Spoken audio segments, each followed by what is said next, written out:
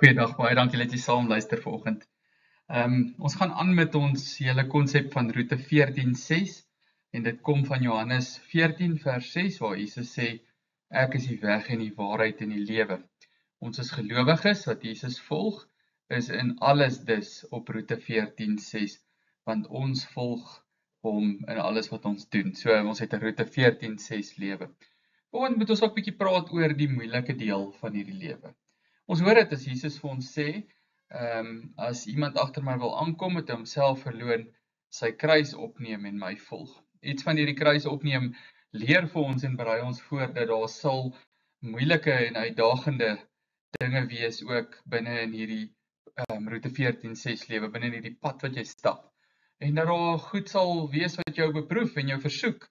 En wat is die nut daarvan?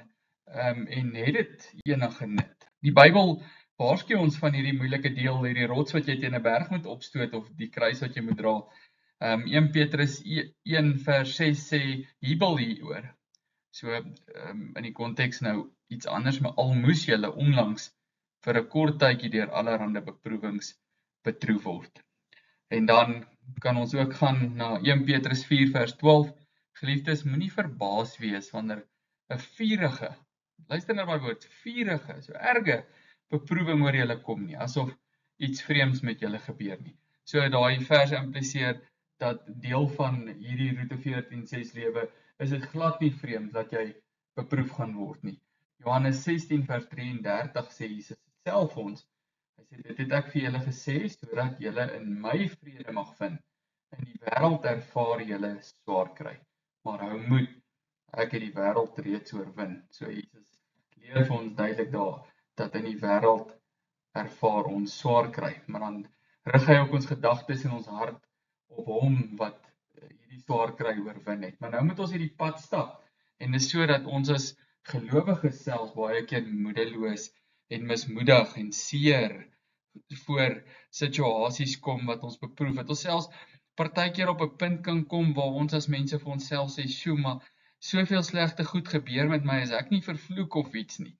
En dit hoor ek mense gereeld vir 'n mens sê. Kom ons kyk, hoe moet ons as gelowiges hierop reageer? Hoe reageer ek? Die Heidelbergse Katekismes in Sondag 10 vra vir ons in vraag en antwoord 28, wat baat dit ons dat ons weet dat God alles geskep het en nog deur sy voorsienigheid onderhou? So vraag en antwoord 27 het gegaan daaroor dat die Here alles in sy hand het en alles oor alles regeer, en hier wil ek hierdie sinnetjie uithaal, dat ons in alle teëspoed geduldig moet wees. In voorspoed natuurlik dankbaar. Dink ons is partykeer blind en afgestomp vir al die voorspoed in ons lewe en ons fokus so baie op die goedjies wat verkeerd gaan. Want dit is so, daai goed wat verkeerd gaan, dit neem baie van 'n mens se tyd en energie en dit maak jou lewe moeilik en dit kan baie swaar op jou siege en op jou emosies lê. So dit is so dat dit baie aandag kry, want dit dwing aandag by ons af. Maar ons moet ook intentioneel wees daaroor om aandag te gee aan al die goed waar dit goed gaan. Maar kom ons gaan verby dit. In hierdie teëspoed geduldig, hoekom? Wat beteken dit? Jakobus 1 vers 2 tot 3 sê, beskou dit as 'n groot vreugde, my broers, wanneer allerlei versoekings julle oorval, omdat julle weet, as julle geloof getoets word, dit volharding meebring. So hier word ons gedagtes gerig daarop, dat daar groei en versterking is binne in al hierdie toetse. Dis soos om op trane te hardloop. Dit is baie taai as jy dit doen, maar dit maak jou al die sterker en fikser vir die volgende keer wanneer jy dit moet doen. Romeine 5 vers 3 tot 4, dit is egter nie al nie. Ons verheug ons ook in die swaar kry, want ons weet swaar kry kweek volharding, en volharding kweek egtheid van geloof, en egtheid van geloof kweek hoop, sodat ons hoop het. So wat sê ons? Ons sê dat dit is moeilik, dit is seer, maar die Here stap hierdie pad saam met ons. So as ek as 'n gelowige moedeloos voel, hoe kry ek dit reg om my moedeloosheid te vervang met tevredenheid? Ek fokus my hart en my gedagtes en stel my hele lewe op dat die Here waarlik regeer, dat hy hierdie pad saam met my stap. Is ek as 'n Christen dan, is dit moontlik dat ek nou verdoem of vervloek is want soveel slegte goed gebeur met my?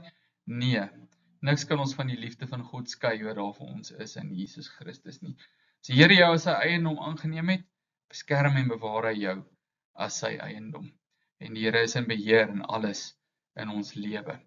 As ek dan deur moeilike tye gaan, moet ek dit vat vir wat dit is, 'n kort tye, 'n oomblik, beproewings, en moet ek dit aanpak op die gelowige manier, deur te sê die Here bly selfs hier nou in beheer.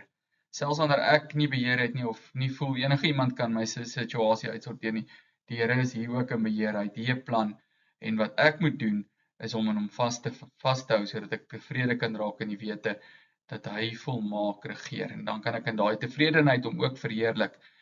John Piper leer, God is most glorified by us when we are most satisfied in him. En dis regtig die waarheid van ons geloof, om te sê, Here, hierdie is moeilik, maar U is saam met my, dankie daarvoor. Dankie dat ek niks in my lewe ooit alleen hoef te doen nie, maar dat in U krag. Die Here beloof ons ook, ons nie bo ons vermoëns beproef sal word nie, wat hy daarin ook vir ons beloof is, dat hy die krag en die uitkoms sal wees in alles in ons lewe. Daarom, Spreuke 24 vers 16, al val die regverdige hoeveel keer, hy staan weer op, maar die goddeloses word deur rampe vernietig. Soos die wat die Here nie ken nie, bly lê, bly ons nie lê nie, nee. Daarom sê die Here vir jou, as jy vanoggend mismoedig voel vandag, in 'n fase is van mismoedigheid, staan op. Staan op, want die regverdige se krag is in die Here, wie se krag nie opraak nie. Kom ons bid saam. Dankie Here vir die voorreg dat ons in U mag leef en uit U mag leef. Wil U ons help om ons moedigheid in U te vind en met blydskap tevrede U te dien, selfs al gaan dit baie moeilik partykeer in ons lewe.